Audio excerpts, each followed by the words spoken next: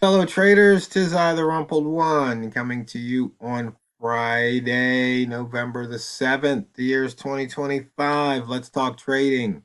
Weekly wrap up.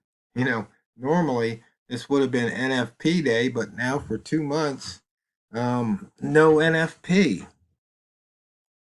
These videos are for educational purposes only. Your results may differ from mine.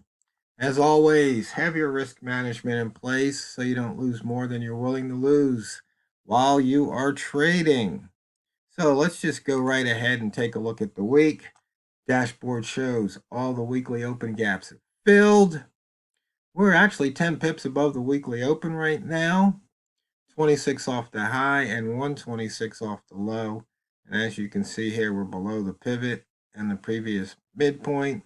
And it looks like we are inside the lower wick zone from last week. We take a little zoom out to the month. Since the month and the week are the same, you can see here these numbers are the same, but we're also inside the lower wick zone from the previous month. And if we look at the daily, we can see we are in the opening range for the week right here, which will next week, this will be the opening range for the month. And we're now just a little over 8 pips above that weekly/daily open.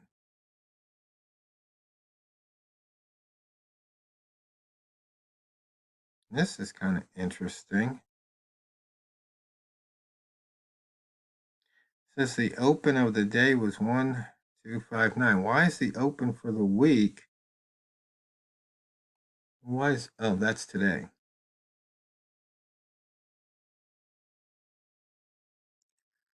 Okay, for the year, we're 626 pips above the yearly open, 652 off the high, and 1,036 pips off the low.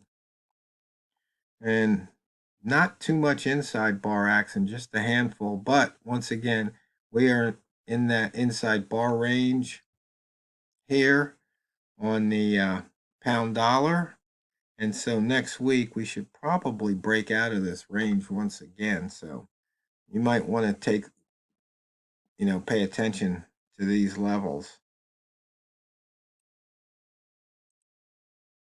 For the day, only 47 pips. Once again, it should have been an NFP day.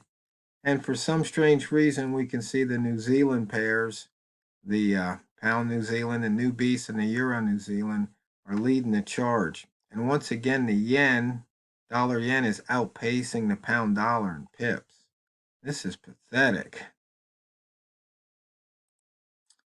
And okay, we've got the daily open slightly above the weekly open. And you can see the crisscrosses here. Buy zone triggered a couple of pips. In fact, just this half hour, it triggered for a couple of pips. You can see here the short zone and a nice short here. And if you're trading that weekly open crossover, you may have gotten burned here, but it crossed above, didn't close above, at least not on M30. So something to look at. And here we're crossing through the buy zone once again. Rat zone, the range is too low. You can see here they're practically next door neighbors. Only 7 pips separating the triggers there.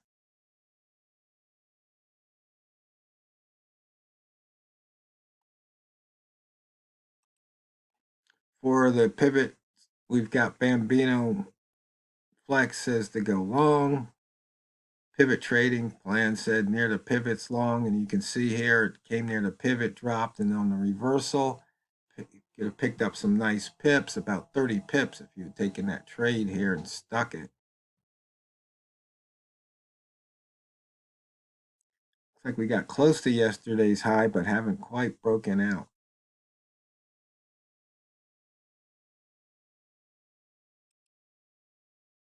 So we missed the weekly pivot. We missed the monthly pivot, but we have taken out the daily pivots. But we did miss the pivot yesterday. So we've got a missed pivot this month. So far this year, we've got 1, 2, 3, 4, 5, 6, 7 mispivots.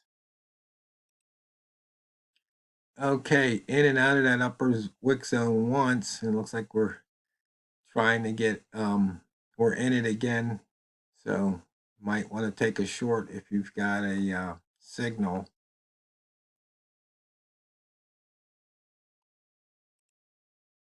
And for the week, 152 pips of range, 25 percentile here. So out of the past 12 weeks, that's where we're landing here. Only 152 pips. We did not break out of the previous high. We broke out of the previous low by 87. So anybody taking that was rewarded. You rats, 23 off the high for the reds, and 129 off the low for the green rats. And the weekly open crossover traders 36 high minus open and 116 open minus low. So right now we've got a sucker bar forming where we've got a lower high, lower low, but the candle is bullish. Here on the simple price action, we just broke above the previous hour's high here.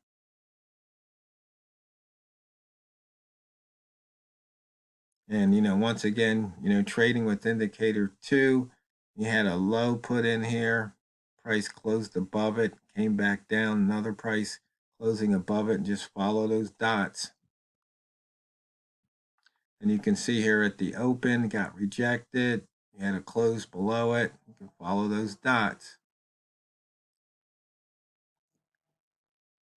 And just notice the price action around the daily open here. So here you had resistance, resistance, and now all of a sudden resistance turned into what? Support. That's one of the stories we tell ourselves as traders. Here we had a lower high trigger on the daily, but normally we look at the 1 minute. So let's see, where do we have a lower high trigger?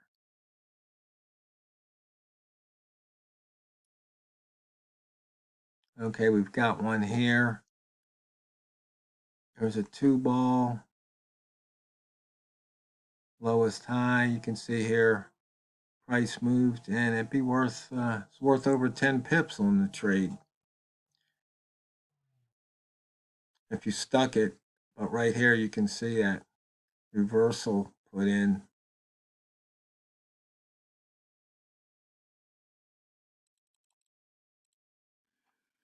So 152 pips so far on the range.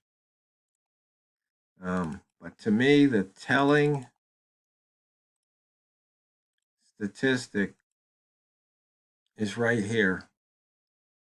5.02% if you bought the open of the year and just held it. But remember, in June, this was over 10, so you would have given back half. Patience is one thing, greed is another. You have to learn how to take some money off the table sometimes. But you also need to stick with your plan. But then again, you need to say, you know what? It's not working anymore. It's just something to think about in your trading. So as you can see here, we have not pushed the range since July. Okay, let's just zoom out. Price inside the lower wick zone on the month. We're fading the pivot by lower high, lower low so far. We shift into the week. Once again, lower high, lower low. Price inside that lower wick zone. If we look at the day, buyer strong control, you can see here we had a turn. Lower high, but higher low.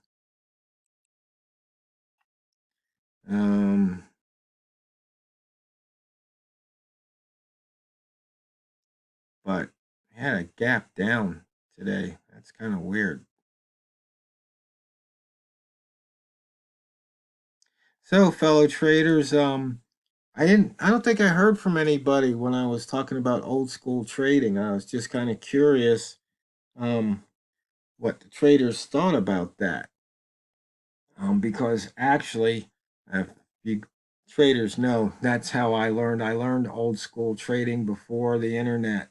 I used to go to my broker was on the first floor of the building or ground floor of the building that I worked in. So I used to walk by him every day and walk in there in the morning, walk in there at lunch, and walk in there at the end of the day just to check things. And they had the value line charts where they'd make me a copy, and we get there with the ruler and draw support and resistance and trend. It's kind of funny because one of the things, the broker, they were teaching me about reading charts and everything. But what they did not teach, they didn't teach risk management. They didn't teach money management. They didn't talk about, market psychology. It was all about the charts. And once again, you can go out to trading forums, and for the most part, that's what traders are talking about. Um, I think maybe it was Mark Douglas was the one who may have made it popular to start talking about, trading in the zone and things of that nature, where you're looking at yourself um, as something to work on, as opposed to working on a chart or working on a method. Because the thing is, if you think about it, the market's the market. It's going to do what it does. You can't change that. Your method is your method. Once you lock it down, that's your method. Probably shouldn't be changing it, especially when you're trading. You should just be executing it, and then you evaluate, at the end of the day, end of the week, end of the month, end of the quarter, end of the year, is this method working or not? So the only real variable in all of this is you, the trader. You know, are you are you a variable or are you a constant? Do you constantly do what you're supposed to do, when you're supposed to do it, how you're supposed to do it? And I think if you look at it that way, um, it kind of shows you what you need to work on. And once again, staring you in the mirror, what you need to work on. But it's not fun. It's not, eye candy, eye appealing to work on you. It's no, I got this new indicator that has this arrow that tells me when to buy, or and this other arrow that tells me when to sell. And look at all this cool stuff. But since you can't change the market, you know, you got two things you can basically change. You can change, your system, your method, but that's probably just going to be, a dog chasing its tail. Once you lock it down, it should just be locked down. Or you could change yourself, make sure you're doing what you're supposed to do. But that's the hard part. And that's why I say it's not what you trade, it's how you trade it. So go out there and drain the banks. Everyone, you have a fun and safe weekend. This is the Rumpled One, over and out.